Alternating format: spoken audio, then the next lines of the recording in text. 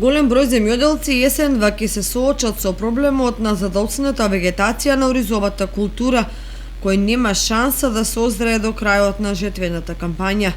Во многу ниви културата е сосема зелена, па со оглед дека е крај на септември, нема време искласаниот ориз да формира квалитетно зрно и да созрее. Додолку повеќе што температурите значајно опаднаа, посебно ноќите, и што доаѓа период на врнежи. Дел од оризопроизводителите се жала дека наводнителната сезона во одредени полиња започнала со задоцнување, што довело до касна сеидба. Токму заради тоа сега во поедини блокови нема зошто да се жнее. Вода имаше у акумулациите, меѓутоа на оризни површини нема. На подлошки пак, на подрачјето од Подлог до Облешево, од левата страна кога ќе идеме од Облешево кај Подлог нема вода.